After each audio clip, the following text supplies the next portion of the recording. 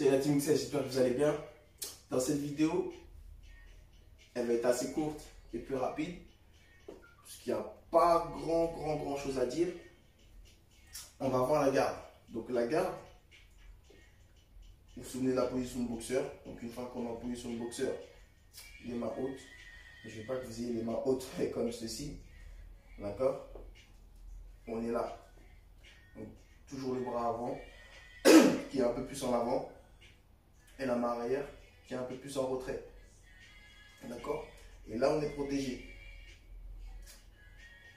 On est ferme dans sa garde. C'est-à-dire, si un adversaire, il nous met un coup et que ça tape dans le gant, c'est pas notre gant qui vient nous taper. D'accord?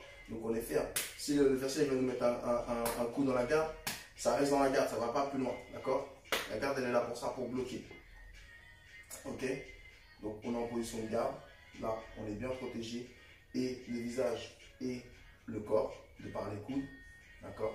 Et on voit ce qui se passe. On garde toujours en visu son adversaire. Quoi qu'il arrive, on garde toujours en visu. Même s'il est en train de travailler, même si on est dans les cordes et tout, etc. Même s'il vient, ça vient de tous les sens. Crochet, uppercut, ça vient dans tous les sens. On garde quand même notre adversaire en visu. D'accord? Donc là, on se tasse sur soi-même. Boum, boum, boum. On voit tout ce qui arrive.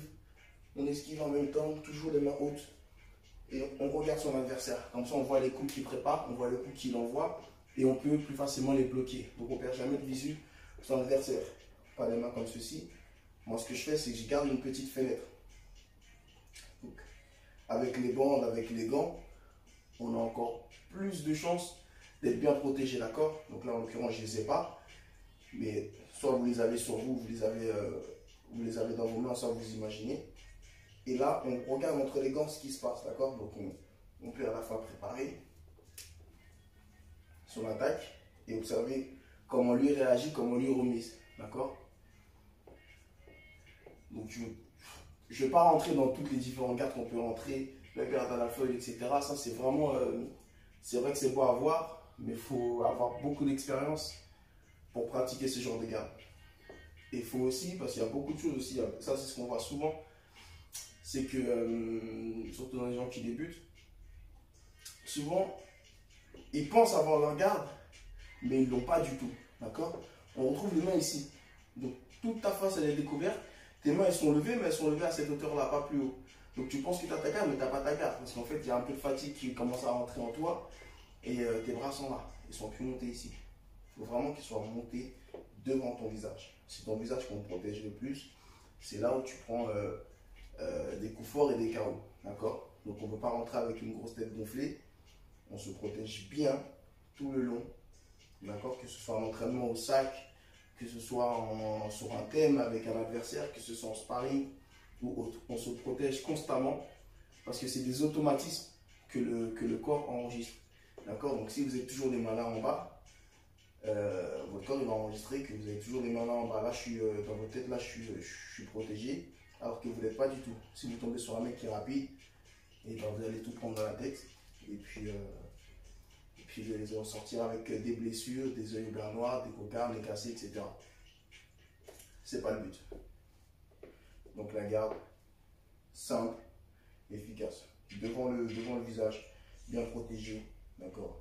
Boum, boum, boum. Protège le corps aussi.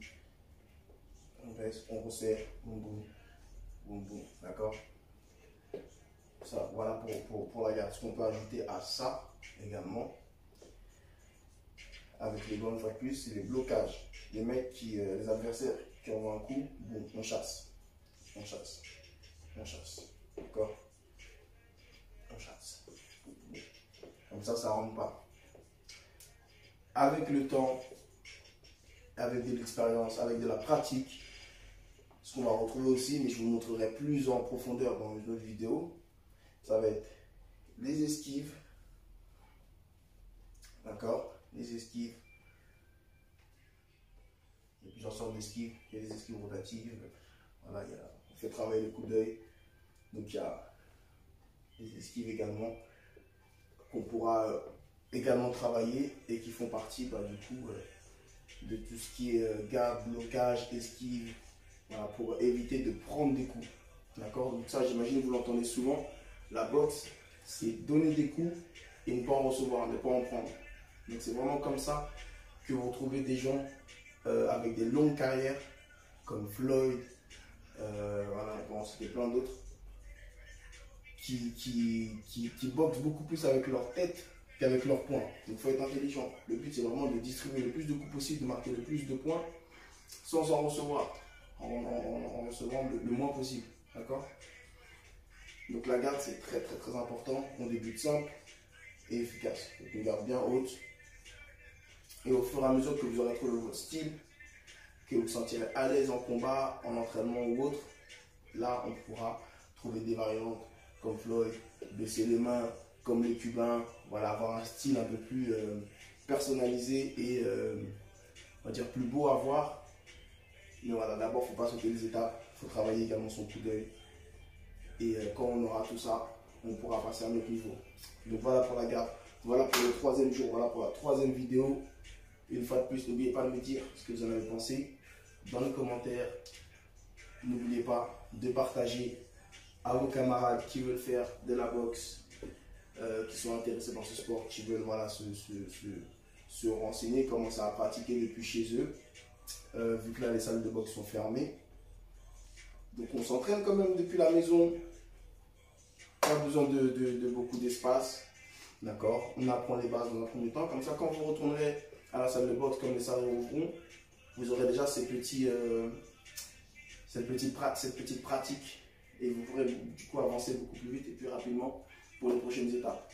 Donc d'ici là, à vous de mettre en pratique et je vous dis à très bientôt la team.